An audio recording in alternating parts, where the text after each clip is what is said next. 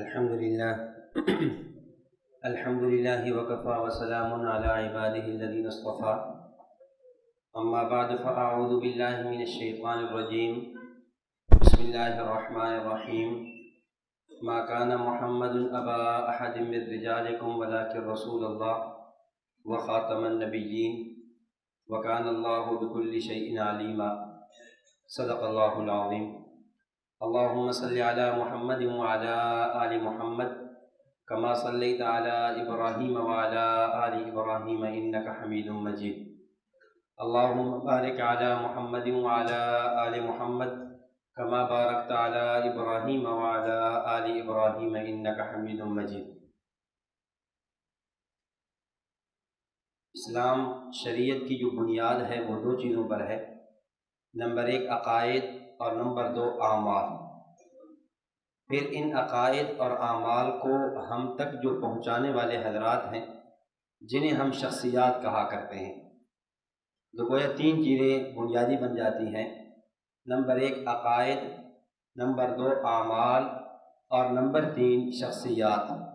شخصیات میں پھر تفصیل ہے، کچھ شخصیات انبیاء کی ہیں، کچھ صحابہ کرام کی ہیں، کچھ تابعین ائمہ اربعہ کی ہیں، کچھ اکابر علماء دیوبند کی ہیں۔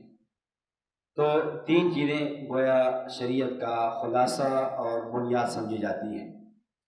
اہل بدعت بریلوی حضرات نے ہم سے، اہل سنت والجماعت احناف دیوبند سے، ان تینوں چیزوں میں اختلافات کیے ہیں۔ گویا آسان لفظوں میں میں یوں کہہ سکتا ہوں کہ دیوبندی اور بریلوی اختلافات کی جو بنیاد ہے وہ تین چیزیں ہیں، نمبر ایک عقائد، نمبر دو اعمال، نمبر تین شخصیات۔ جب بھی وہ مناظرہ کریں گے، مباحثہ کریں گے، گفتگو کریں گے، ان کی گفتگو ان تین چیزوں کے گرد دائر ہوگی، یا تو گفتگو عقائد پہ ہوگی، یا اعمال پہ ہوگی، یا شخصیات پہ ہوگی، جسے آپ عبارات اکابر بھی کہہ سکتے ہیں۔ اب عقائد میں سے کچھ عقائد وہ ہیں جن کا ان کا اور ہمارا ان میں عقائد میں اختلاف ہے، ہم ان عقائد کو درست نہیں سمجھتے، وہ ان کی بنیاد ہے۔ مثلا عقائد میں سے عقیدہ، وہ نبی اکرم صلی اللہ علیہ وسلم کی جنس کو نور سمجھتے ہیں، ہمارا یہ عقیدہ نہیں ہے، ہم آپ کی ذات کو بشر اور صفت کے اعتبار سے آپ کو نور بلکہ نوریوں سے بھی بڑھ کر سمجھتے ہیں۔ عقائد میں سے ان کا عقیدہ یہ ہے کہ نبی اکرم صلی اللہ علیہ وسلم ہر جگہ، ہر وقت، فی کل مکان، فی کل زمان حاضر اور ناظر ہیں۔ ہم کہتے ہیں یہ خاصہ، یہ صفت خداوندی ہے۔ عقائد میں سے ایک عقیدہ، وہ نبی اکرم صلی اللہ علیہ وسلم کو عالم الغیب ما کان و ما یکون سمجھتے ہیں، ہم کہتے ہیں یہ صفت اللہ رب العزت کی ہے۔ وہ نبی اکرم صلی اللہ علیہ وسلم کو مختار کل سمجھتے ہیں، ہم کہتے ہیں یہ بھی خاصہ خداوندی ہے۔ یہ کئی عقائد ہیں جس میں ان کا اور ہمارا اختلاف ہے۔ بات کریں اعمال کی تو اس کو آسان لفظوں میں بدعات سے تعبیر کر دیا جاتا ہے۔ کچھ اعمال وہ ہیں جن کو وہ سنت سمجھتے ہیں، ہم ان کو بدعت سمجھتے ہیں، کہ وہ نماز، وہ مثلا تیجا ہے، 40واں ہے، کل ہے، اور قبر پر اذان ہے، پھول چڑھانا ہے، چادریں چڑھانا، یہ وہ ساری چیزیں ہیں جن وہ ان اعمال کو وہ اپنے مذہب کا ایک حصہ سمجھتے ہیں اور ضرورت سمجھتے ہیں، جبکہ ہمارے ہاں ان کا تعلق بدعات سے ہے۔ اور جو تیسری چیز ہے وہ ہے عبارات، وہ ہے شخصیات۔ وہ ہمارے کچھ اکابر کی عبارات پیش کرتے ہیں کہ تمہارے اکابر کی یہ عبارات کفریہ ہیں، کفریہ ہیں، شرکیہ ہیں، یہ گمراہ کن باتیں ہیں جس کی بنیاد پر وہ ہمارے اکابر کو کافر کہہ دیتے ہیں۔ تو گویا دیوبندی اور بریلوی اختلاف کا جو خلاصہ ہے وہ تین چیزوں میں ہے، یا تو عقائد ہوں گے، یا اعمال بدعات ہوں گے، یا شخصیات عبارات ہوں گی۔ اب جب بھی مناظرہ ہوگا، بحث مباحثہ ہوگا، انہی تین عنوانات پر ہوگا۔ لیکن عام طور پہ ہوتا یہ ہے کہ جب بھی وہ گفتگو کرتے ہیں، وہ گفتگو نہ عقائد پر کرتے ہیں، نہ اعمال پر کرتے ہیں، بلکہ ان کی گفتگو کی بنیاد وہ عبارات اکابر ہوا کرتی ہے۔ وہ جب بھی آپ سے بحث مباحثہ کریں گے، عقائد کو بھی چھوڑ دیں گے، حالانکہ عقائد بنیاد ہے، پھر اعمال آتے ہیں اس کو بھی چھوڑ دیں گے، اب سیدھا جائیں گے عبارات اکابر پر کہیں گے کہ ہم نے آپ سے عبارات اکابر پر گفتگو کرنی ہے، ہم نے آپ کے اکابر علماء دیوبند کی فلاں فلاں کتابیں ہیں، فلاں فلاں عبارتیں ہیں، یہ کفریہ ہیں، ہم نے اس پر آپ سے مباحثہ کرنا ہے۔ اور ہمارے لوگ بھی بڑے سادے سے ہوتے ہیں، وہ بھی عبارات کو شروع کر دیتے ہیں، حالانکہ عبارات تو بعد میں ہیں، پہلے کیا ہے؟ عقائد ہے، کیونکہ وہ سمجھتے ہیں کہ ان کے عقائد قرآن کی صریح نصوص کے خلاف ہے، حاضر ناظر ہے، عالم الغیب ہے، مختار کل، یہ صریح نصوص کے خلاف ہے، اس لیے وہ سمجھتے ہیں کہ ان پر گفتگو کرنا وہ ان کے بس کی بات نہیں۔ یہی حال بدعات کا ہے، تو وہ عقائد اور بدعات کو چھوڑ کر عبارات پر آ جاتے ہیں۔ تو یہ اس کو آپ یوں سمجھ بھی سکتے ہیں کہ قیدانیوں کا اور ہمارا جو اختلاف ہے، جب ہماری قیدانیوں کے ساتھ ہماری گفتگو ہو تو ہم اس وقت 3 عنوانات کو زیر باس لاتے ہیں۔ نمبر 1 صدق و کذب مرزا سچا تھا یا جھوٹا تھا۔ نمبر 2 اجراء نبوت، ختم نبوت جاری ہے یا ختم ہو گئی ہے۔ نمبر 3 حیات و وفات عیسیٰ علیہ السلام۔ اب ہماری کوشش یہ ہوتی ہے کہ ہم جو پہلا عنوان ہے صدق و کذب مرزا، اس کو زیر باس لیں کہ پہلے یہ تو دیکھیں نا کہ مرزا سچا تھا یا جھوٹا تھا، وہ نبی بن بھی سکتا ہے یا نہیں ہے۔ بالفرض اگر نبوت جاری بھی ہو جائے، بالفرض عیسیٰ علیہ السلام کو آسمانوں میں زندہ نہ بھی مانا جائے، تو کیا مرزا اس کا اہل تھا کہ اس کو نبی مانا جا سکتا ہے؟ ہم اس کو عنوان زیر باس لاتے ہیں۔ لیکن مرزائیوں کی کوشش یہ ہوتی ہے وہ نہ صدق و کذب مرزا پہ آئیں گے، نہ ہی اجراء نبوت ختم نبوت پہ آئیں گے، وہ سیدھا جا کر حیات و وفات عیسیٰ علیہ السلام کو عنوان شروع کریں گے۔ کیوں؟ وہ سمجھتے ہیں یہ علمی عنوان ہے، یہ مغلق ہے، یہ ادق ہے، یہ پیچیدہ ہے، ہر بندے کے بس کی بات نہیں ہوتی اس عنوان پر گفتگو کر سکے، اور ہر عالم کی اس پر تیاری بھی نہیں ہوتی، اس لیے وہ اس عنوان کو زیر باس لاتے ہیں۔ بعین ہی یہی کام بریلوی کرتے ہیں کہ وہ پہلے 2 عنوانات کو چھوڑ کر تیسرا عنوان کون سا؟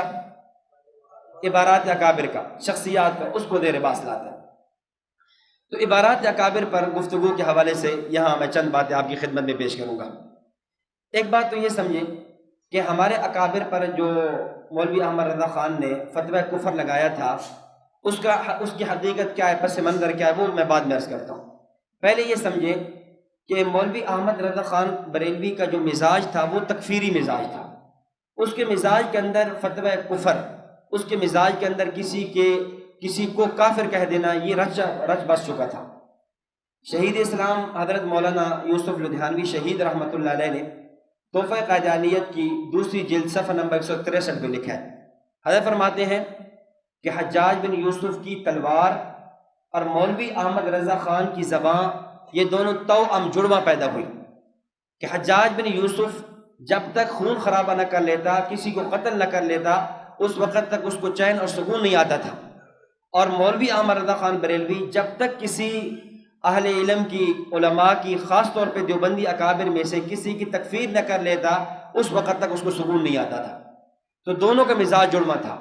پھر مولانا یوسف لدھیانوی شہید رحمہ اللہ نے آگے بات لمبی کی ہے، آگے جا کر فرماتے ہیں کہ یہی وجہ ہے کہ رشید احمد گنگوہی رحمۃ اللہ علیہ کی کتاب میں وہ عبارت تھی ہی نہیں، فتاوی رشیدیہ میں یہ بات تھی ہی نہیں کہ اللہ جھوٹ بولتا ہے، تو چونکہ اس نے کافر کہنا تھا، اس کو عبارت ملی نہیں، تو وہ یہ عبارت اس نے خود ذمہ لگا دی، تھونپ دی۔ کہتے ہیں کہ رشید احمد گنگوہی نے فتاوی رشیدیہ میں لکھا ہے، حالانکہ گنگوہی کی عبارت تھی نہیں کہیں پر، فتویٰ کفر لگا دیا۔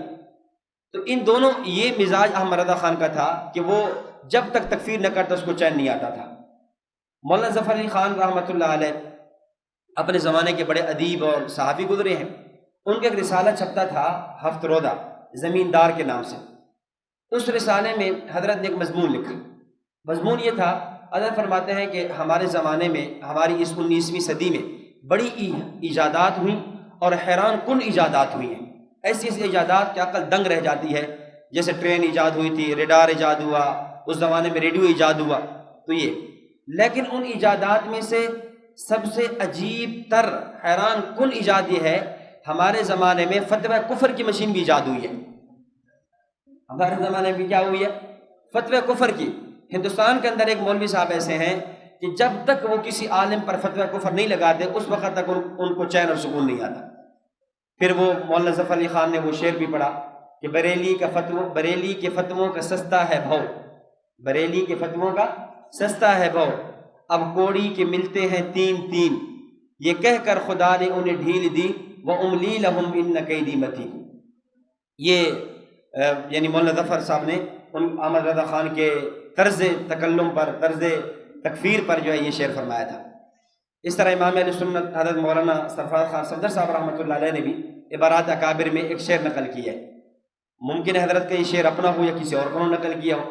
فرماتے ہیں کہ کوئی ترکی لے گیا، کوئی ایران لے گیا، کوئی ترکی لے گیا، کوئی ایران لے گیا، کوئی قمیص لے گیا، کوئی گریبان لے گیا، بچ گیا تھا فقط ایک نام اسلام کا، وہ بھی چھین کر ہم سے احمد رضا خان لے گیا۔ ایک اسلام کا نام بچا تھا، حضرت نے وہ بھی نہ چھوڑا، اور اس نے جو وقت کے بڑے بڑے زعماء ملت تھے، بڑے اکابرین امت جو بڑی بڑی خدمات سر انجام دے رہے تھے، ان پر نے فتویٰ کفر لگا دیا۔ اور یہ بات صرف ہماری نہیں ہے، یہ بات ان کی بھی ہے۔ مولوی احمد رضا خان کی سوانح چھپی ہے، سوانح اعلیٰ حضرت کے نام سے، ایک حیات اعلیٰ حضرت کے نام سے، اس میں لکھا ہے، کہتے ہیں کہ مولوی احمد رضا خان کا سب سے بڑا کارنامہ یہ ہے کہ آج تک کسی آدمی نے اتنے کافروں کو مسلمان نہیں بنایا ہوگا جتنا کہ ہمارے اعلیٰ حضرت نے مسلمانوں کو کافر بنایا ہے۔ تبلیغی جماعت والوں کا کارنامہ یہ ہے کہ وہ کافروں کو مسلمان بناتے ہیں، اور یہ سوانح نگار کہہ رہا ہے کہ ہمارے خان صاحب اعلیٰ حضرت کا کارنامہ یہ ہے کہ اس نے کافروں کو کیا، مسلمانوں کو کافر بنا دی۔ تو اس کا مزاج یہ تھا کہ جب تک کسی کی تکفیر نہ کرتا اس وقت تک اسے سکون نہیں آتا تھا۔ یہی وجہ ہے کہ اس نے پھر ہمارے اکابر کی عبارات کے اندر جو ہے قط و برید کیا، عبارات کے اندر جو ہے ان کے غلط اردو میں کتابیں تھیں، غلط عربی میں تراجم کیے، کوئی عبارت صفحہ نمبر 8 کی ہے، صفحہ نمبر 14 کی 28 پہ لیا، 28 14 3 سب عبارتوں کو گڑ مڑ کر کے یوں بنا کر دے حسام الحرمین لکھی، اور پھر عبارتوں کا مطلب غلط بیان کرتا ہے۔ یعنی ہمارے اکابر، مولانا تھانوی تو اس زمانے میں حیات تھے، یعنی مولانا تھانوی رحمہ اللہ حفظ الایمان کی عبارت میں چیخ چیخ کر کہہ رہے ہیں، بتا رہے ہیں کہ میری اس عبارت کا قطعاً یہ مطلب نہیں ہے، لیکن یہ کہہ رہے نہیں پھر بھی آپ کافر ہیں۔ حالانکہ قائل اپنی عبارت کی وضاحت پیش کر رہا ہے، صراحت پیش کر رہا ہے کہ میری اس عبارت کا منشا یہ ہے ہی نہیں، لیکن پھر بھی کہہ رہے ہیں۔ اس لیے مولانا شیخ تھانوی صاحب رحمۃ اللہ علیہ نے امداد الفتاویٰ میں لکھا، حضرت فرماتے ہیں کہ ایک آدمی تھا تو اس نے کیا کیا، آمنت باللہ وملائکتہ وکتبہ ورسلہ والیوم الآخر والقدر خیرہ وشرہ، یہ جو صفت ایمان مفصل ہے اس کا اس نے ترجمہ کیا۔ اب ظاہر ہے عبارت عربی میں ہے نا، وہ ترجمہ اردو میں کر رہا ہے۔ اب وہ ترجمہ کیا کرتا ہے، نقل کفر کفر نباشت، ترجمہ وہ یوں کر رہا ہے، آمنت باللہ، اللہ نے ایک بلہ پالا، وملائکتہ، وہ اللہ کی ملائی کھا جاتا تھا، وکتبہ، اس کا ایک کتا تھا، ورسلہ، اس کے بعد رسیاں تھیں، والیوم الآخر، اس نے رسیوں سے کتے نے بلے کو پکڑا اور انجام کو پہنچ گیا۔ اعاذنا اللہ، نقل کفر کفر نباشت۔ حضرت فرماتے ہیں بتاؤ کوئی مسلمان یہ ترجمہ سوچ سکتا ہے؟ کوئی مسلمان؟ اب ایک آدمی اس کا یوں ترجمہ شروع کر دے، اب آپ بتائیں، اب اس پر جو فتویٰ کفر لگانا شروع کر دے، یعنی یہ عبارت، یہ بھائی صفت ایمان مفصل کا ترجمہ یوں ہے، یہ کیسے ہو سکتا ہے؟ ہمارے اکابر کی عبارات یوں تھی، اس نے بالکل ان کو بگاڑا ہے، ان کا معنی ایسا بنایا کہ ان کے وہم و گمان حاشی خیال میں بھی نہیں تھا کہ یہ معنی بن سکتا ہے۔ اس کی مثال یوں سمجھیں، علامہ خالد محمود صاحب رحمہ اللہ فرماتے ہیں مولوی احمد رضا خان نے ہمارے اکابر کی باتوں کو کیسے بگاڑا؟ اس نے یوں بگاڑا کہ جیسے ایک محدث تھے تو وہاں پر ان کے کچھ لوگ دشمن تھے، حاسدین تھے، عوام کا مجمع تھا، جہلاء کا مجمع تھا، تو جو حاسدین تھے انہوں نے سوچا آج اس محدث کو یہاں پر ہم بدنام کریں گے۔ پھر کیسے بدنام کریں گے؟ کہتے ہیں جب یہ آئیں گے نا، یہ آ کر نبی اکرم صلی اللہ علیہ وسلم کو یہ کالا کہیں گے، حالانکہ آپ صلی اللہ علیہ وسلم تو بڑے حسین تھے، بڑے خوبصورت تھے، بڑے محجبین تھے، تو یہ یوں الفاظ کہیں گے، تو جب یہ محدث ایسی بات کریں تو مجمع میں 10 15 20 بندوں نے کھڑے ہو جانا ہے اور فوراً کفر کا فتویٰ لگا دینا ہے، گستاخ رسول ہونے کا فتویٰ لگا دینا ہے، اور یہ کہہ دینا ہے کہ آپ ہمارے نبی کی گستاخی کر رہے ہیں۔ اب محدث کو پتہ ہی نہیں تھا، وہ بیچارے آئے حدیث شریف پڑھانے کے لیے، انہوں نے آ کر حدیث کا سبق شروع کیا، سبق شروع کر کے انہوں نے جب عبارت پڑھی قال رسول اللہ صلی اللہ علیہ وسلم، ظاہر حدیث میں جگہ جگہ کالا کالا آنا ہے، انہوں نے جب ایک دفعہ کالا 2 دفعہ کالا پڑھا، وہ 10 12 بندے کھڑے ہو گئے اور وہ مجمع کی طرف پکار کر کہنے لگے تمہیں شرم نہیں آتی، تم سارے بیٹھے ہوئے ہو، یہ اللہ کے نبی کو کالا کہہ رہا ہے۔ حسان بن ثابت کہیں وَأَحْسَنُ مِنْكَ لَمْ تَرَكَ الطُّوَيْنِ، یہ اللہ کے نبی کو کالا کہہ رہا ہے، یہ کہہ رہا ہے، یہ کہہ رہا ہے، وہ شروع ہو گئے، اس نے وہ سارے لوگ اٹھے اور محدث کو مارنا شروع کر دیا اور کہا اتنا بڑا گستاخ رسول کہ ہمارے نبی اتنے خوبصورت اور آپ کالا کالا آپ نے رٹ لگائی ہوئی ہے اس کی. اب آپ بتائیں اس محدث نے گستاخی کی تھی؟ اس محدث کی یہ لفظ کالا کہنا کفریہ تھا. کیوں؟ اس عربی والے کالا کو انہوں نے سریکی والا بنا کر پیش کر دیا اور یوں ان پر کیا کر لیا؟ فتوی کفر لگا دیا. تو یہی کام کچھ مولوی عامر رضا خان نے ہمارے اکابر کے ساتھ کیے اور یوں اس نے حسام الحرمین علماء حرمین سے جا کر وہ فتوی کفر لگوایا. اب مختصراً پس منظر سمجھ لے تاکہ ہم آگے عبارات کو شروع کر سکیں. یہ تقریباً 1905 کی بات ہے.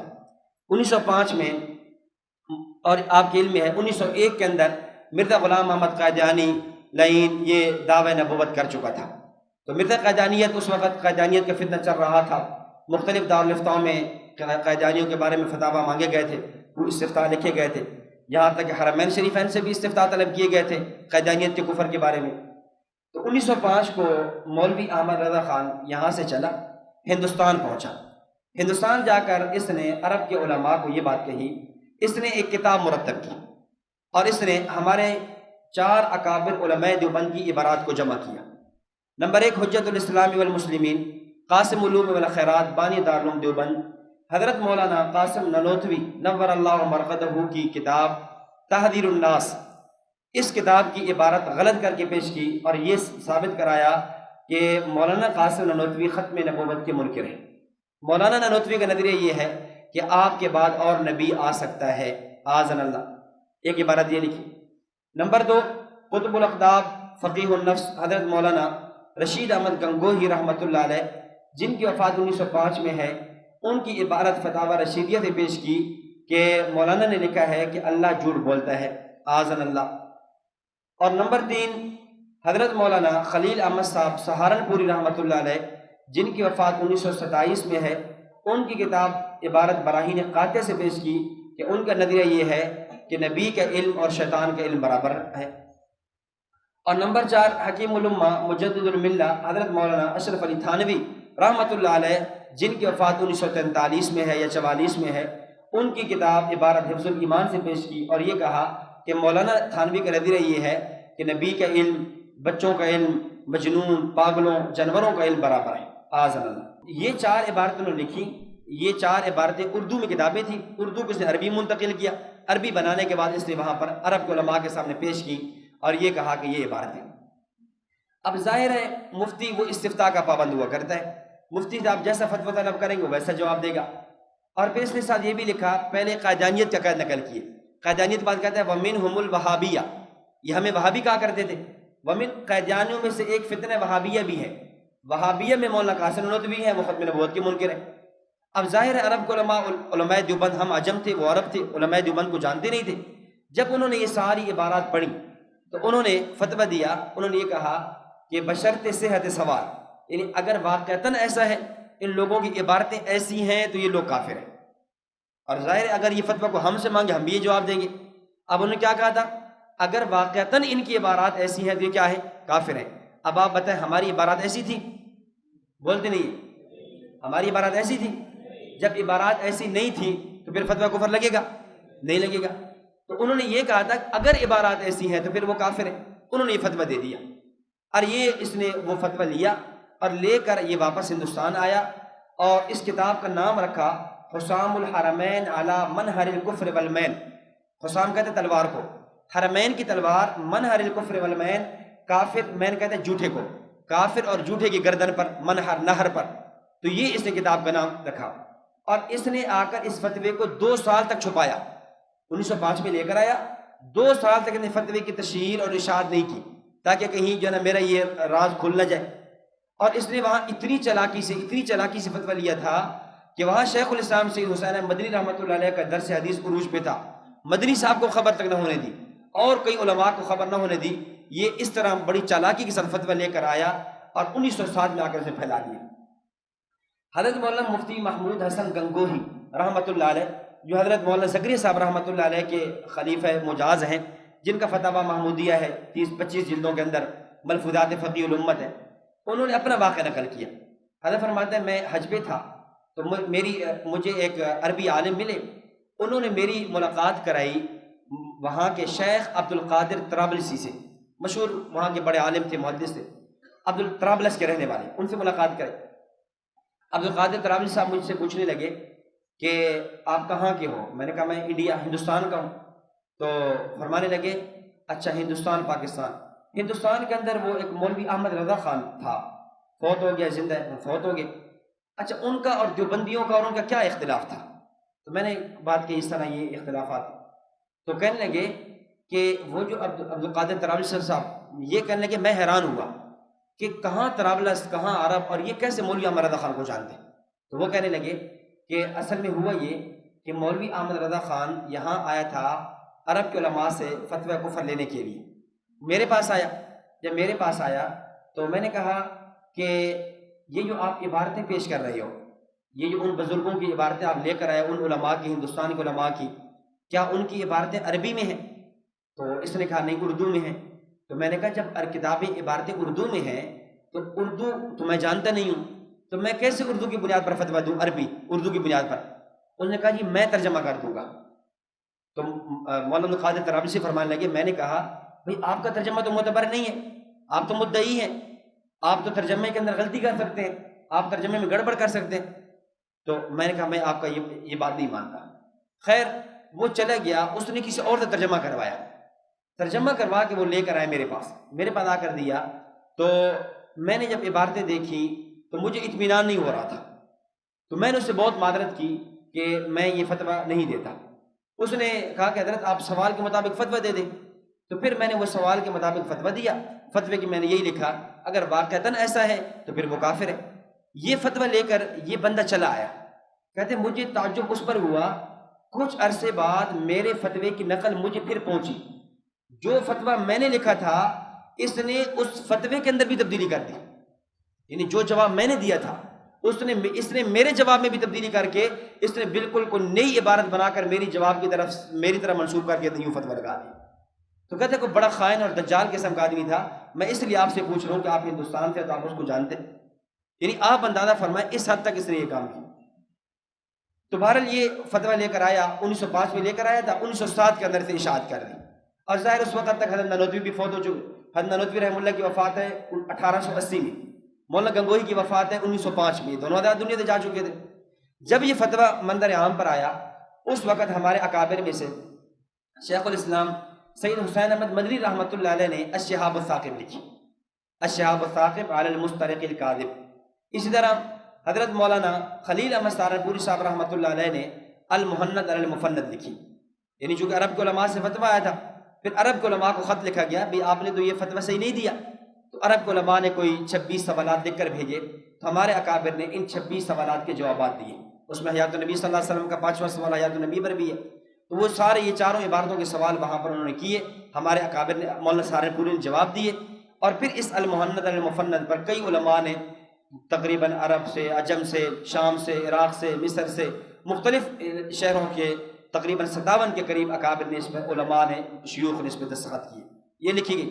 اس طرح مولانا مرتضی حسن چاندپوری رحمۃ اللہ علیہ کا زمانہ تھا، انہوں نے رسائل چاندپوری کے نام پہ یہ کتاب لکھی اور ان عبارتوں کے جواب دی۔ پھر بعد میں مولانا منظور احمد نعمانی صاحب رحمۃ اللہ علیہ نے فتوحات نعمانیہ لکھی۔ پھر امام اہل سنت مولانا سرفراز خان صفدر صاحب رحمۃ اللہ علیہ نے عبارات اکابر لکھی۔ علامہ خالد محمود صاحب رحمۃ اللہ علیہ نے مطالعہ بریلویت لکھی، مطالعہ بریلویت کی 8 جلدیں ہیں، اس میں ایک جلد کے اندر عبارات اکابر کو چھیڑا۔ حضرت ساجد دامت برکاتہم العالیہ میں حسام الحرمین پر تحقیق کی تنقید جاتا یہ لکھی۔ یہ ساری کتابیں لکھی گئیں اور ان عبارات کے جواب دیے گئے اور وضاحت پیش کی گئی کہ ہماری ان عبارات کا مطلب یہ ہرگز نہیں ہے جو عبارات کا مطلب تم سمجھیں، اور مزید اس پر الزامی جوابات بھی دیے گئے، ہماری عبارات کفریہ ہیں یا نہیں یہ تو بعد کی بات ہے، اس سے بڑھ کر تمہاری عبارات میں کیا کفر موجود ہے وہ پیش کیے گئے۔ اب ان میں جو پہلی عبارت ہے وہ کس کی ہے؟ تحذیر الناس کی ہے، تحذیر الناس حضرت مولانا قاسم نانوتوی صاحب رحمۃ اللہ علیہ کی۔ اب اس عبارت میں یہ باور کرایا گیا کہ حضرت نانوتوی ختم نبوت کے منکر ہے۔ اب توجہ رکھنا، چونکہ عبارات اکابر پہ عام طور پہ مناظرہ ہوتا ہے، اور جب مناظرہ ہے عبارات اکابر پہ اس کا طرز کیا اختیار کرنا چاہیے، ایک ہے اس عبارت کی وضاحت کیا، میں وہ اخیر میں عرض کرتا ہوں، ایک یہ ہے کہ عبارات اکابر پر آپ مناظرہ کیسے کریں گے۔ اگر کسی بریلوی سے آپ کی گفتگو ہو سکتی ہے آسان لہجے میں، تاکہ جس کو عام بندہ بھی سمجھ سکے، طالب علم بھی سمجھ سکے، عالم بھی سمجھ سکے، وہ کیا انداز اختیار کرنا چاہیے وہ سمجھے۔ عبارات اکابر یہ صرف 4 عبارتیں نہیں ہیں، 4 عبارتوں سے ہٹ کر اور بھی کئی عبارات وہ پیش کرتے ہیں، جیسے اکابر علماء دیوبند کے خوابوں پر اعتراضات کرتے ہیں، مولانا تھانوی کے ملفوظات پر اعتراضات کرتے ہیں، اسی طرح دارالعلوم دیوبند کی کچھ اصولوں پر اعتراضات کرتے ہیں۔ اس طرح کی وہ سینکڑوں عبارات بن جاتی ہیں جن پہ وہ اعتراضات کرتے ہیں۔ چلتے چلتے وہ اس سے پیچھے شاہ اسماعیل شہید رحمۃ اللہ علیہ کچھ عبارات لے آتے ہیں، تو ان سب پر ان لوگوں نے کیا کیا؟ اعتراضات کیے۔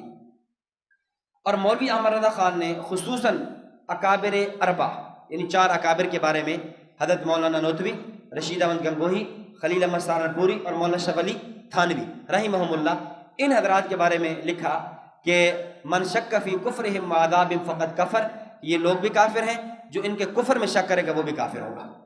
یعنی اتنا سخت فتویٰ مولوی احمد رضا خان نے حسام الحرمین میں بھی دیا، فتاوی رضوی میں بھی دیا، السنیت العنیفہ فی فتاوی افریقہ میں بھی دیا، عرفان شریعت میں بھی دیا، کئی کتابوں میں سے یہ فتویٰ دیا کہ جو ان اکابر اربع ان 4 بزرگوں کی کفر کے بارے میں شک کرے گا وہ کیا ہوگا؟ کافر ہوگا۔ اب توجہ رکھنا، آج ہمارے دور میں اس پہ مناظرہ بہت آسان ہے۔ کیسے؟ اب قریب میں کتاب چھپی ہے، کتاب کا نام ہے معرفت، لکھنے والا ہے فقیر محمد رضوان داودی، بریلوی مولوی ہے۔ اس کتاب پر 36 بڑے بڑے بریلوی دارالفتاؤں کے بریلوی مفتیان کرام کے دستخط موجود ہیں۔ کتنے؟ 36 مفتیان کرام کی اس کتاب پر دستخط موجود ہیں۔ اس میں لکھتا ہے، یعنی گویا یوں سمجھیے معرفت نامی کتاب یہ ان کی ایک صلح کی کوشش ہے، یعنی بریلوی کوشش کر رہے ہیں کہ دیوبندی اور بریلوی اختلاف ختم ہو جائے، دیوبندی اور بریلوی صلح ہو جائے۔ اب صلح کی انہوں نے کوشش کیسے کی ہے؟ وہ کوشش یوں کرتا ہے، کہتا ہے کہ دیوبندی اور ہمارا عقائد میں اختلاف نہیں ہے، دیوبندی اور ہمارا بدعات اور مسائل میں اختلاف نہیں ہے، وہ فقط تعبیر کا اختلاف ہے، وہ نزاع لفظی ہے۔ دیوبندیوں اور ہمارا کوئی اختلاف نہیں ہے، صرف 3 عبارات میں ہے۔ کتنی عبارات میں؟ 3 عبارات میں۔ کون سی؟ حضرت نانوتوی، حضرت سہارنپوری اور حضرت تھانوی۔ حضرت گنگوہی کی عبارت کو انہوں نے نکال دیا۔ یہ 36 علماء حضرت گنگوہی کی عبارت کو نکال رہے ہیں، کیوں؟ انہوں نے سمجھ لیا کہ ہمارے خان صاحب نے جھوٹ بولا تھا، کیونکہ وہاں تو عبارت ہے ہی نہیں۔ جب مولانا مرتضیٰ حسن چاندپوری خود مولوی احمد رضا خان کے پاس گئے، کہا خان صاحب حسام الحرمین میں آپ نے لکھا کہ حضرت گنگوہی نے فتاوی رشیدیہ میں لکھا ہے اللہ جھوٹ بولتا ہے، وہ عبارت کہاں ہے؟ مجھے عبارت دکھاؤ۔ یہ لو فتاوی رشیدیہ، مجھے وہ عبارت نکال کر دکھاؤ۔ چلو باقی 3 کتابوں میں عبارات کو آپ نے ان کا ترجمہ غلط کیا ہے، عبارات کو آپ نے خلط ملط کی ہے، آپ نے آگے پیچھے کیا ہے، تقدیم تاخیر کی ہے۔ یہ تو وہ عبارت ہے صرف اس کا وجود ہی نہیں ہے، کہاں ہے یہ عبارت؟ اب وہ لاجواب ہو گیا اور وہ کہنے لگا اصل میں جو رشید احمد گنگوہی کا فتویٰ تھا نا وہ مجھ سے گم ہو گیا، وہ مجھ سے کیا ہو گیا؟ اس لیے ان 36 علماء موجودہ بڑے بڑے جو اس وقت کے ان کے دارالفتاء ہیں، ان کے مفتیان کرام ہیں، انہوں نے اس عبارت گنگوہی کی عبارت کو ختم کر دیا اور 3 عبارتیں بچائیں، اور کہتے ہیں اب دیوبندی اور ہمارا اختلاف کتنی عبارتوں پر ہے؟ توجہ رکھنا، کتنی عبارتوں پر ہے؟ 3 عبارتوں پر ہے۔ اور گویا چوتھی عبارت حضرت گنگوہی کو نکال کر انہوں نے حضرت گنگوہی کے اسلام کو قبول کر لیا، حضرت گنگوہی کو مسلمان سمجھتے ہیں۔ اور خان صاحب نے کیا کہا تھا؟ من شک فی کفرہم وعذابہم فقد کفر، جو ان 4 اکابر کے کفر میں شک کرے گا، ان میں حضرت گنگوہی بھی شامل ہے، حضرت گنگوہی کے کفر میں شک کرے گا وہ بھی کیا ہوگا؟ کافر ہوگا۔ 36 موجودہ علماء حضرت گنگوہی کے کفر میں کیا شک کر رہے ہیں؟ حضرت گنگوہی کو مسلمان سمجھ رہے ہیں۔ اب 2 باتیں ہوں گی، یا تو مولوی احمد رضا خان کے فتوے کی روشنی میں یہ 36 علماء کافر ہو جائیں گے کیونکہ خان صاحب کہہ رہے ہیں من شک فی کفر وعذاب فقط کفر، یا پھر ان کو ماننا ہوگا کہ خان صاحب نے ایک مسلمان کو، ایک عالم کو کافر کہا ہے، اور ظاہر ہے کسی مسلمان کو کافر کہنے والا خود کافر ہو جاتا ہے۔ اب 2 باتیں ہوں گی، یا خود ان کو اپنے آپ کو کافر ماننا پڑے گا، یا پھر کس کو؟ احمد رضا خان کو کافر ماننا پڑے گا، اسی پر بات ختم ہو سکتی ہے۔ بات سمجھ آ گئی؟ تو معرفت نامی کتاب کو آپ سامنے رکھ لیں گے کہ معرفت نامی کتاب کے اندر یہ بات لکھی ہے، اب اس پر آپ خود فیصلہ دیں، اب کیا اس میں کون سی عبارت کو، یعنی حضرت گنگوہی کو کی عبارت کو جو انہوں نے نکالا ہے، اب اس بنیاد پر یا 2 باتیں ہوں گی، یا وہ گیا یا یہ گیا، اب ان میں سے کوئی ایک جائے گا۔ یعنی اکابر علماء دیوبند کی کرامت ہے کہ وہ خان صاحب نے اتنی محنت کے ساتھ جو ایک تکفیری مشین کھڑی کی تھی اکابر علماء دیوبند کے خلاف، وہ خود کیا ہے؟ ان پر جا کر لگی ہے۔ ایک بات۔ دوسری بات تحذیر الناس کی عبارت ہے۔ جہاں تک بات ہے تحذیر الناس کی، اب تحذیر الناس پر گفتگو کا طرز سمجھیں۔ ایک ہے تحذیر الناس کی اس عبارت کا علمی جواب، میں وہ اخیر میں عرض کرتا ہوں، اگر آج نہ موقع بچا تو کل کر لیں گے، لیکن ایک یہ ہے کہ آپ نے اس پہ گفتگو کیسے کرنی ہے۔ تحذیر الناس چونکہ پہلی عبارت نانوتوی کی آ رہی ہے، اب نمبر ایک 3 کام آپ نے کرنے ہیں۔ نمبر ایک، سب سے پہلا مطالبہ یہ کرنا ہے، مثلا یہ ہے حسام الحرمین جو مولوی احمد رضا خان نے لکھی، یہ ہے حسام الحرمین، یہ ہے تحذیر الناس۔ حسام الحرمین میں جو عبارت مولوی احمد رضا خان نے لکھی ہے، اس تحذیر الناس سے وہ عبارت لفظ بلفظ من نوان دکھا دیجیے۔ بات سمجھ آ گئی؟ حسام الحرمین میں جو اس نے لکھا کہ حضرت نانوتوی کہتے ہیں کہ نبی کے بعد اور نبی آ بھی جائے آپ کی ختم نبوت پہ فرق نہیں پڑے گا، آپ صلی اللہ علیہ وسلم خاتم النبیین، ختم نبوت پہ فرق نہیں پڑے گا، یعنی اور نبی آ سکتا ہے۔ یہ جو عبارت آپ نے تحذیر حسام الحرمین میں لکھی ہے مولوی احمد رضا خان نے، ہمارا مطالبہ یہ ہے کہ اس عبارت کو کس سے پیش کیا جائے؟ من عن حسام الحرمین سے، تحذیر الناس سے پیش کیا جائے۔ حضرت نانوتوی رحمۃ اللہ یہ عبارت کیسے لکھی ہے؟ حالانکہ تحذیر الناس میں یہ عبارت موجود نہیں ہے، یعنی آپ یہ دیکھ لیں، یہ دونوں کتابیں ہمارے پاس موجود ہیں۔ یہ تمہید الایمان مع حسام الحرمین، یہ مولوی احمد رضا خان کی ہے۔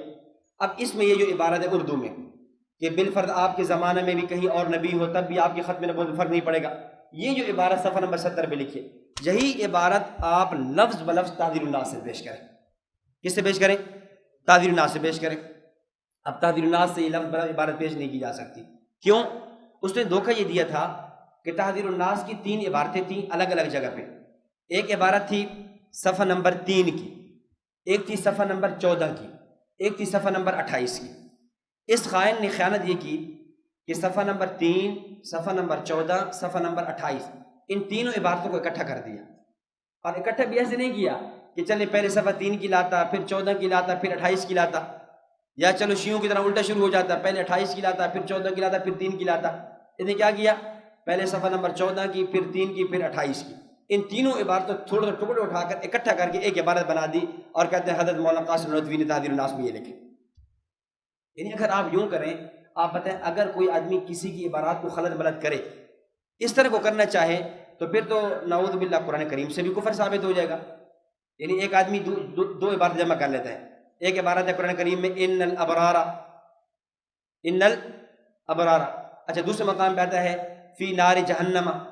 اب یوں کوئی نقل کفر نباشت کوئی یوں کہہ دے کہ ان الابرار فی نار جہنم خالدین، اب بابت کفر بن جائے گا؟ نہیں بن جائے گا؟ بن جائے گا۔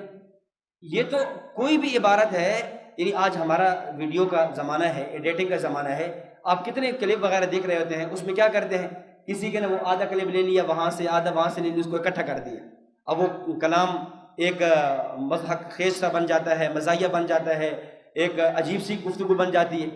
تو اس نے یہ کام کر کے یوں کر کے 3 باتوں کو اکٹھا کیا، اور یہی وجہ ہے جن لوگوں نے اصل تحذیر الناس پڑھی، اللہ اکبر، اصل تحذیر الناس جن لوگوں نے پڑھی ہے وہ جھوم اٹھے، اور جیسے پیر کرم شاہ الازہری، پیر کرم شاہ ان کے جماعت کے بہت بڑے عالم تھے، جب انہوں نے تحذیر الناس پڑھی، تحذیر الناس پڑھنے کے بعد اس پر اپنے تاثرات لکھے اور ایک کتاب لکھی، ایک رسالہ لکھا، رسالے کا نام ہے تحذیر الناس میری نظر میں۔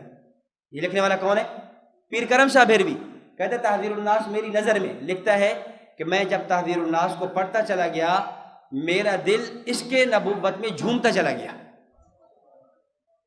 اور کہتے ہیں کہ ختم نبوت کا معنی بیان کرنے میں مولانا نانوتوی رحمہ اللہ نے ختم نبوت کے جو دو معنی بیان کیے، ختم نبوت زمانی، ختم نبوت مرتبی، ختم نبوت کا معنی بیان کرنے میں مولانا قاسم نانوتوی کی نظر وہاں پہنچی ہے جہاں بڑوں کی نظر نہیں پہنچی۔ یہ کون کہہ رہے؟ پیر کرم شاہ۔ تو جب ان کے اپنوں نے جو کچھ معتدل تھے، انہوں نے جب ان کتابوں تحذیر الناس اصل کو پڑھا، وہ کہنے پر مجبور ہو گئے واقعتاً تحذیر الناس کے اندر حضرت نانوتوی رحمۃ اللہ کمال کر دیے۔ اب دیکھو نا، مماتیوں نے آب حیات کو پڑھا نہیں، یا پڑھا ہے تو سمجھا نہیں، انہوں نے کہا حضرت نانوتوی موت کے منکر ہے، حالانکہ حضرت نانوتوی موت کے منکر ہے۔ آپ تو کہہ رہے ہیں موت آئے، اس پہ ہم تفصیلی گفتگو کر چکے ہیں۔ اسی طرح یہ لوگ بھی کہہ رہے ہیں ختم نبوت کے منکر ہیں۔ حضرت نانوتوی رحمہ اللہ ختم نبوت کے منکر نہیں ہے، بلکہ آپ ختم نبوت کی 2 قسمیں بنانا چاہ رہے ہیں، اور آپ نبی اکرم صلی اللہ علیہ وسلم کے کمالات کو، آپ علیہ الصلوۃ والسلام کے مقام نبوت، مرتبہ نبوت کو ایک اور انداز کے اندر پیش کرنا چاہ رہے ہیں۔ اسی طرح ان کا پیر قمر الدین سالوی ہے۔ اچھا، جب یہ پیر کرم شاہ ازہری نے یہ لکھی نا تحذیر الناس میری نظر میں، تو اس میں نانوتوی کی تعریفیں کی، تو بریلوی کی طرف سے کتابیں آنا شروع ہو گئی، پیر کرم شاہ کی کرم فرمائیاں، پیر کرم شاہ کی کرم فرمائیاں، یعنی پیر کرم شاہ نے کیوں مولانا ندوی کی تعریف کر دی؟ یہ ہمارے اتنی جماعت کے بڑے عالم تھے۔ اچھا، خواجہ قمر الدین سالوی نے لکھا، انہوں نے کہا کہ یہ جو عبارت ہے ختم نبوت کے 2 معنی بیان کرنے والی، یہ عبارت بالکل ٹھیک ہے، مجھے تو اس میں کوئی کفر نظر نہیں آتا۔ یہ بات اس طرح یہ جو بچوں کے اسلام میں لکھا کرتے تھے نا، اشتیاق احمد، جن کا نام قلمی نام تھا عبداللہ فرانی، آپ نے شاید پڑھا ہوگا، وہ سیرت النبی قدم بقدم اور خلافت راشدہ قدم بقدم، سیرت المحال المؤمنین قدم بقدم لکھا کرتے تھے۔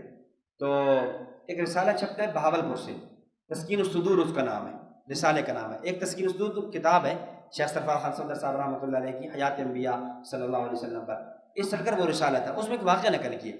اشتیاق احمد صاحب فرماتے ہیں کہ میں لاہور میں تھا، ہائی کورٹ کا میں وکیل تھا۔ کہتے ہیں کہ لاہور میں وہاں ہم 3 دوست تھے، جب وقفہ ہوتا ہے نا ٹی بریک، اس میں ہم تینوں اکٹھے بیٹھا کرتے تھے۔ تو اس بریک میں ہم جو ایک جیسے گراسی پلاٹ ہوتے وہاں چلے جاتے اور وہاں گپ شپ لگایا کرتے تھے۔ ایک دن ایسے بات چل پڑی، تو باتوں میں نا کوئی بات آ گئی، میں نے مولانا قاسم ندوی رحم اللہ کا نام لے لیا۔ جو میرا دوست تھا نا، وہ مجھے کہنے لگا یار چھوڑو قاسم ندوی کا نام، وہ تو کافر تھا، وہ تو منکر ختم نبوت تھا، اس نے ایسی تحریرات لکھی ہیں کہ مرزا غلام احمد قادیانی نے دعویٰ نبوت کر دی۔ اس نے بڑی سخت بات کہہ دی۔ مجھے بڑا تعجب ہوا کہ بندہ بڑا سمجھدار ہے، زیرک ہے، یہ کیا کہہ رہا ہے؟ خیر میں نے اس سے گفتگو کرنا مناسب نہ سمجھا۔ میں نے کہا چلیں، آپ جس شخص کا نام لے رہے ہیں اور اس کی کتاب جو تحذیر الناس کا آپ کہہ رہے ہیں کہ اس میں ختم نبوت کا انکار ہے، وہ تحذیر الناس آپ نے خود پڑھی ہے؟ کہتے ہیں میں نے خود تو نہیں پڑھی، ہماری جماعت کے عالم مولانا رضا خان نے صراحت وضاحت کے ساتھ لکھا ہے کہ وہ کافر تھا اور اس نے ختم نبوت کا انکار کیا۔ میں نے کہا چلیں میں کل انشاءاللہ آپ کو کتاب لا کر دے دوں گا، لمبی چوڑی کتاب نہیں ہے، آپ ذہین آدمی ہیں، آپ وکیل ہیں، آپ وہ پڑھ لو گے تو آپ کے سامنے بات کھل جائے گی۔ میں اگلے دن کتاب میں نے مکتبے سے خریدی، میں نے آ کر اس وکیل اشتیاق احمد صاحب کہتے ہیں، میں نے اس وکیل کو آ کر کتاب دے دی۔ میں نے کہا آپ جانا، وقت نکال کر 2-2.5 گھنٹے لگیں گے، آپ کی کتاب پڑھ لو۔ کتاب لے کر چلے گئے۔ اگلے دن ہوا تو وہ نہ آیا، تو ہم نے سمجھا بھائی شاید مصروفیت ہوگی، کام ہوگا، کوئی نہیں آیا۔ ظاہر فون کا دور تو تھا نہیں کہ میں موبائل فون کر لیتا۔ جب تیسرے دن آیا پھر وہ نہ آیا۔ جب نہ آیا تو میرے ذہن میں ایک بات یہی، پتہ نہیں میں نے کتاب دے دی اور وہ شاید اس عنوان کو فرقہ واریت کو عنوان دے کر جو ہے، جو کہ یہ اس طرح کے لوگ ان عنوانوں پر گفتگو نہیں کرتے، فرقہ واریت سمجھتے ہیں اس عنوان پر گفتگو کرنے کو، تو شاید وہ مجھ سے ناراض ہے، نالاں ہو کر چلا گیا، کیا ہوا؟ خیر میں نے کہا کہ میں نے اپنے دوسرے دوست کو کہا چلیں یار اس کے گھر چلتے ہیں، جا کر اس سے پوچھتے ہیں کیوں نہیں آ رہا 2 دن سے۔ ہم اس کے گھر گئے، جب گھر پہنچے تو اس کی بیٹی یا بیوی باہر نکلی، اس نے کہا کہ جی وہ تو کل پرسوں سے بیمار ہے اور وہ ادھر ہیں ہاسپٹل میں ہیں، ہسپتال میں داخل ہے۔ تو ہم نے کہا کیا ہوا؟ کہتے ہیں کہ پتہ نہیں پرسوں آئے تھے عدالت سے، ایک کتاب لے کر آئے تھے، چھوٹی سی کتاب انہوں نے دکھائی، ایک یہ کتاب تھی، یہ لے کر آئے تھے، یہ کتاب پڑھتے رہے، روتے رہے، اٹیک ہوا، ہسپتال میں چلے گئے، اب وہاں داخل ہے۔ اچھا تیسرا چوتھا دن آیا، ہمیں خبر پہنچی وہ فوت ہو گئے، انتقال کر گئے۔ ہم گئے تکفین تجہیز تدفین سے فارغ ہوئے، فارغ ہو کر میں ان کی بیوی سے جا کر ملا۔ میں نے کہا کہ ان کا بھائی کا کیا مسئلہ بنا؟ اچانک وہ تو بالکل ماشاءاللہ نوجوان صحت مند ٹھیک ٹھاک تھے، کیا ہوا اچانک ان کو؟ کہتے ہیں کہ بس اس کتاب کی وجہ سے وہ چلے گئے۔ ہوا یہ کہ آج سے 3-4 دن پہلے وہ کہیں سے کتاب لے کر آئے تھے، پتہ نہیں مکتبے سے لی کہاں سے لی، میں تو سمجھ رہا تھا کتاب تو میں نے دی تھی، تو کتاب لے کر آئے، کتاب انہوں نے پڑھی۔ کتاب پڑھنے کے بعد کتاب پڑھتے رہے، جب کتاب پڑھ رہے تو ان کی آنکھوں سے آنسو تھے، یعنی ظاہر ہے وہ ایک وکیل آدمی تھے، اچھی اردو سمجھتے تھے، کتاب اردو میں ہے، کوئی عربی میں تو ہے نہیں کوئی مشکل، تو کتاب پڑھتے رہے۔ آخری جو جملے تھے نا ان کے وہ یہ تھے، مجھے بھی کہتے ہیں بیٹی کو بھی کہتے ہیں، بیٹا نہیں تھا ان کا، مجھے بلایا بیٹی کو بلایا، کہتے ہیں کہ اس بات پر گواہ رہنا کہ میں نے مولوی احمد رضا خان کی وجہ سے ساری عمر جس عاشق رسول کو کافر کہا ہے، جس عاشق رسول جس کی کتاب آج پڑھنے کے بعد میں اس نتیجے پر پہنچا ہوں کہ خدا کی قسم اس سے بڑا عاشق رسول دنیا میں کوئی نہیں تھا۔ میں اس نتیجے پر پہنچا ہوں کہ ختم نبوت کی جو تشریح اس بندے نے کی ہے اور جس طرح مقام نبوت اس قاسم ندوی نے ثابت کی ہے، ایسا مقام نبوت کوئی ثابت نہیں کر سکا۔ اتنی واضح تشریح اور اتنی صریح، اور حضرت ندوی نے آگے خود جا کر لکھا ہے ختم نبوت زمانی کا منکر کافر ہے، ختم نبوت زمانی کا منکر، وہ حضرت خود کافر بھی کہہ رہے۔ اتنی صریح حوالہ جات کے باوجود ہماری جماعت جس کو ہم نے ساری عمر فالو کیا، وہ اس کو ان پر فتوی کفر لگاتا رہا، اور میں ساری عمر اس بندے کا نام بھی سننا نہیں گوارا کرتا تھا۔ تو یہ گواہ رہنا، میں اللہ سے معافی مانگتا ہوں، آپ کو بھی گواہ بناتا ہوں، اگر میں مر جاؤں تو میں اس بندے کا بغض لے کر اپنے آپ کو جہنم میں نہیں ڈالنا چاہتا۔ کہتے ہیں یہ بات کہی انہوں نے، ایسی چوٹ لگی ان سے برداشت نہیں، اٹیک ہوا، ہم اسپتال لے کر 2 دن بعد فوت ہو گئے۔ یعنی آپ اندازہ کریں جن لوگوں نے اصل کتاب کو پڑھا ہے وہ یہاں پہنچے، تو جنہوں نے نہیں پڑھا یا پڑھا ہے تو ماں تعصب اور اچھا پھر ہمارے اکابر کی اتنی وضاحتیں آ چکی آپ حیران ہو جائیں گے۔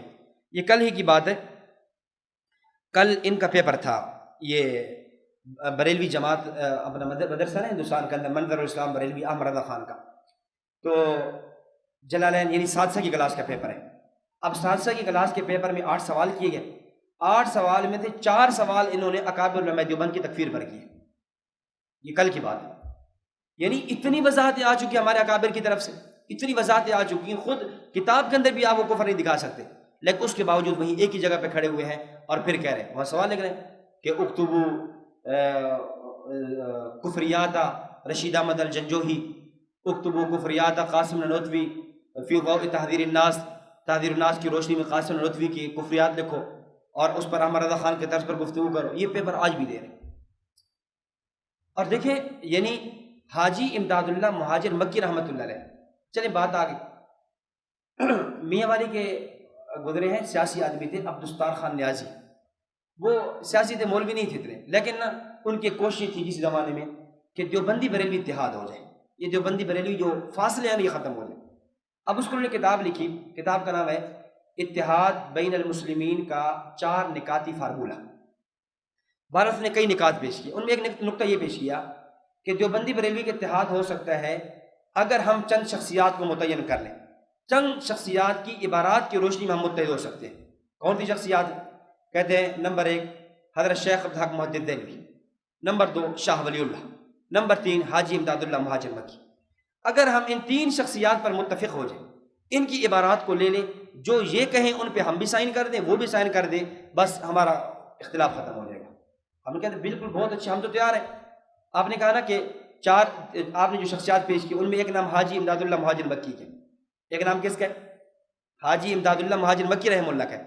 حاجی امداد اللہ مہاجر مکی رحمہ اللہ کیا فرما رہے ہیں؟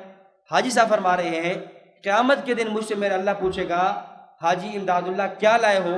میں کہوں گا یا اللہ قاسم نانوتوی اور رشید احمد گنگوہی کو لایا ہوں۔ کس کو لایا ہوں؟ قاسم نانوتوی اور رشید احمد گنگوہی کو۔ حاجی صاحب رحمۃ اللہ علیہ اپنی مغفرت کے لیے جن شخصیات کو وسیلہ بنا رہے ہیں، جن کا واسطہ پیش کیا، انہوں میں ایک نام کس کا ہے؟ حضرت نانوتوی اور گنگوہی کا، اور اس نانوتوی اور گنگوہی کو تمہارے مولوی صاحب کافر کہہ رہے ہیں۔ کتنی صریح بات ہے۔ اس طرح یعنی کئی آپ اکابر دیکھیں گے۔ اب انہوں نے فقیر محمد جیلوی صاحب رحمہ اللہ جنہوں حدائق الحنفیہ لکھتے ہیں، بریلوی علماء کہتے ہیں یہ ہمارے تھے۔ جب یہ شرف قادری نے تذکرہ اکابر اہل سنت و جماعت لکھا تو اس میں اس نے فقیر محمد جیلوی صاحب رحمہ اللہ کو اپنے علماء میں شمار کیا، یہ ایک الگ بات ہے، ان کے نہیں تھے۔ اب ہم کہتے ہیں چلو ٹھیک ہے تمہارے عالم تھے، اچھی بات ہے۔ پھر فقیر محمد جیلوی صاحب نے جب مولانا نانوتوی کا تذکرہ شروع کیا تو مولانا نانوتوی کا نام قاسم لکھنے سے پہلے آپ کو 16 القاب دیے۔ کتنے القاب دیے؟ 16 القاب دیے، حجت اللہ الارض، حجت الاسلام، فلاں، قاسم العلوم، اس طرح کے 16 القاب دینے کے بعد حضرت نانوتوی کا نام لے کر آئے۔ تو میں عرض یہ کر رہا تھا سب سے پہلی بات کیا ہوگی؟ آپ کیا کرو تعدیل الناس سے، سمجھ نہیں آ رہی کیا؟ تعدیل الناس سے یہ عبارت من نوعان پیش کرو، جیسے لکھی گئی ویسے پیش کرو۔ نمبر 2 حضرت نانوتوی کا قصور کیا ہے؟ حضرت نانوتوی رحمۃ اللہ علیہ، توجہ رکھنا میں بڑے اختصار کے ساتھ بات کو پورا کرتا ہوں۔ حضرت نانوتوی رحمۃ اللہ علیہ نے خاتم النبیین کے 2 معنی بیان کیے۔ خاتم النبیین ما کان محمد ابا احد من رجالکم ولکن رسول اللہ وخاتم النبیین، ختم نبوت کے آپ نے 2 معنی بیان کیے۔ عام علماء خاتم النبیین کا معنی بیان کرتے آ رہے تھے ختم نبوت زمانی، ختم نبوت زمانی۔ آپ فرما رہے ہیں ختم نبوت زمانی کے ساتھ ساتھ ختم نبوت مرتبی بھی ہے، یعنی آپ مقام اور مرتبے کے اعتبار سے آپ آخری نبی ہیں، جس کو حضرت نانوتوی رحمۃ اللہ نے سمجھایا کہ ایک ہوتا ہے موصوف بالذات اور ایک ہوتا ہے موصوف بالعرض۔ موصوف بالذات یہ ہے کہ وصف اسی سے شروع ہو اسی پر ختم ہو جائے، سورج کی روشنی سورج سے شروع ہوتی ہے سورج پر ختم ہو جاتی ہے، اور وصف بالعرض یہ ہے کہ کسی کے واسطے سے وہ وصف پہنچے۔ چاند کی روشنی اپنی نہیں ہے، کس کے واسطے سے ہے؟ سورج کے واسطے سے ہے۔ حضرت فرماتے ہیں کہ ایک نبوت آدم سے لے کر عیسیٰ علیہ السلام تک انبیاء کی ہے، ایک نبوت نبی آخر الزمان صلی اللہ علیہ وسلم کی ہے۔ آدم سے لے کر عیسیٰ علیہ السلام تک ان تمام انبیاء ان کی جو نبوت ہے یہ نبوت بالعرض ہے، اور آپ کی جو نبوت ہے نبوت بالذات ہے۔ کیا معنی؟ کہ ان انبیاء کو جو نبوت ملی وہ آپ کے واسطے سے ملی ہے، ان کو جو نبوت ملی ہے وہ کس کے واسطے سے ملی ہے؟ یعنی آپ صلی اللہ علیہ وسلم وجود نبوت میں سب سے پہلے ہیں، اور ظہور نبوت میں آخر میں۔ حضرت مثال سمجھائی پرکار کے ساتھ، ریاضی کے اندر ہے پرکار، فرمایا دیکھو پرکار کا نقطہ ہے نا، آپ کیا کرتے ہو، یوں پرکار سے پھرتی ہے، پرکار کا وہ جو نقطہ سا ہوتا ہے سوئی سی، وہ پہلے لگتی ہے، پھر اس کو پھرنے کے بعد کیا بنتا ہے؟ دائرہ بنتا ہے۔ گویا اس دائرے کی بننے کی وجہ کیا ہے؟ وہ نقطہ ہے۔ اب دیکھو یہ نقطہ لگنے میں وجود میں پہلے ہے، لیکن ظاہر ہونے میں بعد میں۔ دیکھو نقطہ پہلے لگتا ہے، پھر دائرہ بنتا ہے، پھر آپ پرکار اٹھاتے ہو، پھر نقطہ نظر آتا ہے، ایسا ہوتا ہے نہیں؟ دیکھو یہ جو نقطہ ہے جو دائرے کے درمیان میں، جس سے آپ کہتے ہو مرکز دائرہ، مرکز دائرہ وجود میں اول ہے، ظہور میں آخر ہے۔ اسی طرح دائرہ نبوت، آپ صلی اللہ علیہ وسلم مرکز نبوت ہیں، مرکز نبوت وجود میں اول ہے، ظہور میں بعد میں۔ یعنی آپ اس وقت بھی نبی تھے جب تک آدم علیہ السلام، خود فرمایا کنت نبیا وآدم بین الماء والطین، میں تو اس وقت بھی نبی تھا۔ تو حضرت یہ فرما رہے ہیں کہ آپ ختم نبوت زمانی بھی ہے، یعنی ختم نبوت کا معنی آپ زمانے کے اعتبار سے بھی آخری نبی، آپ مقام اور مرتبے کے اعتبار سے بھی آخری نبی ہیں۔ کیا معنی؟ آسان انداز میں، اوصاف آپ سے نکلتے ہیں اور بقیہ انبیاء کو ملتے ہیں۔ دنیا کا کوئی وصف ہوگا وہ پہلے نبی علیہ الصلوۃ والسلام سے نکلے گا، آپ اصل ہیں، اور پھر بقیہ انبیاء میں کیا ہوگا؟ تقسیم ہوگا۔ دیکھو وہ جو مشہور واقعہ ہے زلیخا، حضرت عائشہ رضی اللہ تعالیٰ عنہ سے مروی ہے، علامہ آلوسی رحمہ اللہ نے روح المعانی میں لکھا ہے کہ امی عائشہ رضی اللہ تعالیٰ عنہ سے پوچھا گیا کہ مصر کی عورتوں نے جب حسن یوسف کو دیکھا تھا تو انگلیوں کو کاٹ ڈالا تھا، اگر وہی عورتیں حسن محمد صلی اللہ علیہ وسلم کو دیکھتی تو ان کی کیا کیفیت ہوتی؟ حضرت عائشہ رضی اللہ تعالیٰ عنہ نے جواب دیا لواحی ذلیخۃ لو رأینا جبینہ لآثرنا قطع القلوب علی الید۔ امی جان رضی اللہ تعالیٰ فرمانے لگی کہ مصر کی عورتوں نے حسن یوسف کو دیکھا تو انگلیاں کاٹ ڈالی، اگر حسن محمد کو دیکھتی تو دلوں کو کاٹ ڈالتی۔ توجہ رکھنا، حسن یوسف کو دیکھا تو انگلیاں کاٹی ہیں، حسن محمد کو دیکھتی تو دل کاٹ ڈالتی۔ اب یہ تو حضرت عائشہ رضی اللہ تعالیٰ کا جملہ ہے۔ اب اس جملے کی تشریح استاد محترم حضرت شیخ طریقت متکلم اسلام حافظہ اللہ وہ اپنے انداز میں اس پہ دلیل پیش کرتے ہیں، فرماتے ایک ہے ان کا جملہ، ایک اس پر دلیل کیا ہے، اس کی وجہ کیا ہے کہ وہ حسن یوسف کو دیکھا تو انہوں نے انگلیوں کو کاٹا ہے، حسن محمد کو دیکھتی تو دلوں کو کاٹتی، کیوں؟ وجہ کیا ہے؟ وجہ یہ ہے، ایک ہے مرکز نبوت، ایک ہے مرکز نبوت، ایک ہے شاخ نبوت، یا ایک ہے مرکز حسن، ایک ہے شاخ حسن۔ چونکہ اوصاف اللہ کے نبی سے نکلتے ہیں اور تمام اوصاف پھر بقیہ انبیاء کو تقسیم ہوتے ہیں، اللہ کے نبی سے نکلتے ہیں۔ اب مرکز حسن اور ایک ہے شاخ حسن، ادھر انسانی اعضاء میں ایک ہے مرکز بدن اور ایک ہے شاخ بدن۔ مرکز بدن وہ ہے دل، انسانی دل کا، انسانی جو بدن ہے اس کا مرکز کیا ہے؟ وہ دل ہے۔ اور ایک ہے شاخ بدن، شاخ بدن میں ہاتھ ہے، آنکھ ہے، پاؤں ہے، ناک ہے، یہ شاخ بدن۔ اور ایک ہے مرکز نبوت، مرکز حسن، ایک ہے شاخ حسن۔ جو مرکز حسن ہے وہ نبی اکرم صلی اللہ علیہ وسلم کی ذات ہے، اور آگے اس کی شاخیں تقسیم ہوئی، ان شاخ میں سے ایک شاخ حسن حضرت یوسف علیہ السلام ہے۔ فرمانے لگے، حضرت صاحب فرماتے ہیں کہ جب مصر کی عورتوں نے شاخ حسن یوسف علیہ السلام کو دیکھا تو شاخ بدن انگلیوں کو کاٹ ڈالا، اور یہی زنان مصر، یہی مصر کی عورتیں جب مرکز حسن نبوت نبی الانبیاء کو دیکھتی تو مرکز بدن قلب کو کاٹ ڈالتی۔ حضرت نانوتوی رحمہ اللہ کا فلسفہ یہی ہے۔ حضرت فرماتے ہیں آپ ختم نبوت کا ایک معنی نہیں، دو معنی بیان ہیں۔ ختم نبوت کا معنی ختم نبوت مرتبی بھی ہے، ختم نبوت کا معنی ختم نبوت زمانی بھی ہے۔ میں بات کو آگے چلاتا ہوں۔ سوال یہ ہے، ختم نبوت کے دو معنی بیان کرنا، حضرت نانوتوی کا یہی جرم ہے نا کہ ختم نبوت کے دو معنی بیان کیے۔ سوال یہ ہے کہ ختم نبوت کے دو معنی بیان کرنا، زمانی کے علاوہ مرتبی بیان کرنا، آپ نے ایک معنی مرتبی بیان کر دیا، یہ مرتبی کا معنی بیان کرنا یہ کفر ہے یا اسلام؟ توجہ، یہ ان سے ہم پوچھ رہے ہیں یہ کفر ہے یا؟ اگر کہتے ہیں اسلام پھر اشکال ختم، پھر حضرت نانوتوی کو کیوں دیر پاس لاتے ہو؟ جب خود کہہ رہے ہو اسلام میں تو بات ختم. اگر کفر ہے تو پھر ہم ایک نہیں, ہم چند علماء پیش کرتے ہیں جنہوں نے ختم نبوت کا یہ معنی مرتبی بھی کیا ہے. ختم نبوت کا معنی زمانی کے ساتھ ساتھ کیا کیا ہے, مرتبی بھی کیا ہے. مثلا علامہ خفاجی رحمۃ اللہ علیہ نے نسیم الریاض نامی کتاب لکھی ہے, اس میں انہوں نے ختم نبوت کا معنی ختم نبوت مرتبی کیا ہے. اس طرح علامہ طور پشتی رحمۃ اللہ علیہ نے المعتمد شرح معتقد کے اندر اس ختم نبوت کا معنی کیا کیا, ختم نبوت مرتبی کیا ہے. اس سے آگے بڑھ کر مولوی احمد رضا خان صاحب کے والد صاحب مولوی نقی علی نے کتاب لکھی. کتاب کا نام ہے الکلام الاوضح فی تفسیر سورۃ علم نشرح. علم نشرح کی شرح میں کتاب لکھتا ہے اور آیت ورفعنا لک ذکرک, اس آیت کی شرح میں کہتا ہے ختم نبوت دو ہیں, ایک ختم نبوت مرتبی ہے, ایک ختم نبوت زمانی ہے. تو جو معنی مولانا نانوتوی نے کیا یہی معنی مولوی صاحب کے والد صاحب بھی کر رہے ہیں. تو جو فتویٰ مولانا نانوتوی کے آئے گا وہی فتویٰ خان صاحب کے والد صاحب پر بھی آئے گا. اگر یہ اسلام ہے پھر نانوتوی پر اشکال ختم. اگر یہ معنی کفریہ ہے اعاذنا اللہ جیسا کہ انہوں نے باور کرایا ہے تو پھر بتاؤ اس پر کیا فتویٰ لگاؤ. بات سمجھ آ گئی. اور تیسری بات دیکھیں, ہماری یہ جو کتاب تھی تحذیر الناس یا دیگر جتنی بھی کتابیں تھیں یہ کس زبان میں تھی؟ بولتے نہیں ہیں. کس میں تھی؟ اردو میں. جب عرب کے علماء کے سامنے پیش کی گئی تو کس زبان میں پیش کی گئی؟ عربی میں. اور اصول یہ ہے کہ جب آپ کسی کی عبارت پر فتویٰ کفر لگا رہے ہیں, کسی کی عبارت کی تکفیر کر رہے ہیں, تو وہاں ضروری یہ ہے کہ وہ عبارت اسی کی اپنی ہو, اس کا ترجمہ وغیرہ نہ کیا گیا, وہ عبارت اس کی اپنی ہو. دیکھیں جب کنز الایمان کے ترجمے پر عرب کے علماء نے پابندی لگائی تھی, یہ غالباً 81, 82, 83 اس کے لگ بھگ کی بات ہے. کنز الایمان پہ ہمارے علماء کی طرف سے خط گیا کہ اس کے اندر نا کفریہ عبارتیں ہیں, اس کے اندر اس طرح کی عبارتیں ہیں, اس پہ کیا لگا دو, پابندی لگا دو. اچھا, عرب کے علماء نے پابندی لگا دی.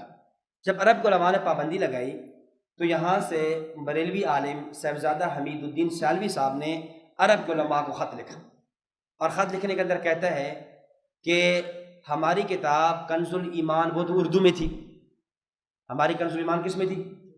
اردو میں تھی, اور آپ نے چند لوگوں کو کہنے پر ہماری کتاب کو گستاخانہ کہہ کر ہماری کتاب پہ پابندی لگا دی ہے. جب ہماری کتاب اردو میں تھی تو آپ کو کیا حق پہنچتا ہے کہ کسی کے عربی میں ترجمہ کرنے کے بعد آپ اس کو بنیاد بنا لیں؟ ہم کہتے ہیں سیالوی صاحب جو بات آپ ان کو آج کہہ رہے ہیں, آج سے جو ہے تقریباً 80 سال پہلے یا 75 سال پہلے آپ کے جماعت کے بانی خان صاحب یہی کام کر چکے ہیں کہ ہماری کتابیں اردو میں تھی, انہوں نے عربی ترجمہ کر کے فتویٰ کفر لگایا تھا. بات سمجھ آ گئی. الغر حسام الحرمین کے حوالے سے گفتگو کرنا اس اعتبار سے بہت آسان ہے, کوئی گفتگو مشکل نہیں ہے.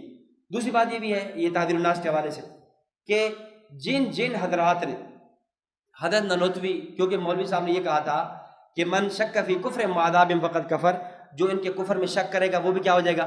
کافر ہو جائے گا. سوال یہ ہے جن مولویوں نے, پیر کرم شاہ نے, مولانا فقیر محمد جیلمی صاحب نے, مولانا حاجی امداد اللہ مہاجر مکی صاحب نے, اب توجہ رکھنا, حاجی صاحب یہ اپنا کہتے ہیں, حاجی امداد اللہ مہاجر مکی رحمۃ اللہ علیہ کو بریلوی علماء کیا کہتے ہیں؟ اپنا کہتے ہیں. اب وہ ہو گئے, اس طرح خواجہ قمر الدین سیالوی ہو گئے, اور وہ ایک برکاتی تھے عبد القادر برکاتی, وہ یہ کوئی کافی علماء بن جاتے ہیں جنہوں نے حضرت نانوتوی رحمۃ اللہ علیہ پر اس عبارت کی بنیاد پہ فتویٰ کفر نہیں لگایا. انہوں نے کہا نہیں یہ عبارت جو ہے یہ تو کفر یا شرکیہ نہیں بنتی, یہ عبارت بالکل واضح ہے, صاف ہے, اس میں کوئی ہمیں کفر نظر نہیں آ رہا. تو اب آپ بتائیں, چونکہ مولوی صاحب کا فتویٰ یہ تھا کہ جو کفر میں شک کرے گا وہ بھی کیا ہو جائے گا؟ کافر ہو جائے گا. اب آپ بتائیں ان اکابر, ان علماء پر آپ کا کیا فتویٰ ہوگا؟ بات سمجھ آ گئی. تحذیر الناس پہ گفتگو کر لو گے تو کیا سب سے پہلی بات یہ ہے من نوعاً یہ عبارت پیش کیجیے, من نوعاً کیا پیش کیجیے؟ یہ عبارت پیش کیجیے. نمبر 2, اس عبارت میں حضرت نانوتوی کا قصور صرف اتنا ہے بقول تمہارے, انہوں نے ختم نبوت کے 2 معنی بیان کیے, ختم نبوت مرتبی اور ختم نبوت زمانی. اگر یہ دوسرا معنی بیان کرنا کفر ہے, اسلام میں تو بات ختم, اگر کفر ہے تو یہ فتویٰ سب سے پہلے مولوی صاحب کے والد صاحب پہ جائے گا جس نے الکلام الاوضح فی تفسیر سورۃ علم نشرح ورفعنا لک ذکرک کی آیت کی تحت ختم نبوت کے 2 معنی بیان کی. اس طرح یہ فتویٰ کس پہ جائے گا؟ اس سے پہلے علماء علامہ خفاجی رحمۃ اللہ علیہ پر, علامہ طور پشتی پر, مسلم مولانا روم پر, اور بھی کئی اکابر ہیں جنہوں نے اشارات میں, صراحت کے ساتھ نہیں, اشارات میں ختم نبوت کا یہ معنی بیان کیا. اور اسی طرح یہ، اور تیسری بات یہ ہے، یہ کتاب چونکہ اردو میں تھی اور آپ کے مولوی صاحب نے اس کتاب کو کیا کیا، عربی منتقل کیا، اور جب کنز الایمان پہ پابندی لگی تھی صاحبزادہ حمید الدین سالوی صاحب نے یہی گلہ پیش کیا تھا عرب کے علماء سے، اور کہا تھا کہ دیکھو ہمارے احمد رضا خان کی کتاب عربی میں تھی، اردو میں تھی، اور ان لوگوں نے اس کو عربی میں ترجمہ کر کے آپ کو پیش کیا تھا کہ اس کتاب میں یہ غلطیاں ہیں، اور کسی کی یعنی زبان میں دوسری زبان میں منتقل کر کے اس سے فتویٰ لینا یہ ٹھیک نہیں ہے۔ ہم یہی بات ان سے بھی کہتے ہیں، پھر ہمارے حضرت کی جو کتاب تھی یہ بھی کس میں تھی، اردو میں تھی، اس کی عربی بھی کیا بنائی ہے، مولانا احمد رضا خان صاحب نے بنائی تھی۔ تو یہ بڑے اختصار کے ساتھ میں نے تعبیر الناس پر کے حوالے سے چند باتیں کی ہیں۔ باقی جو 3 عبارتیں ہیں فتاوی رشیدیہ کی، حفظ الایمان کی اور براہین قاطعہ کی، اس کے علاوہ کچھ اور بھی اعتراضات اکابر علماء دیوبند پر، اس کو انشاءاللہ اگلی نشست میں، اور کچھ باتیں تحریر الناس کے حوالے سے رہ گئی ہیں، اگر موقع مل سکا تو انشاءاللہ اس کو بعد میں کر لیں گے۔ اللہ رب العزت سمجھنے کی، اپنا اکابر علماء دیوبند کا دفاع کرنے کی توفیق عطا فرمائے۔ وآخر دعوانا الحمدللہ رب العالمین۔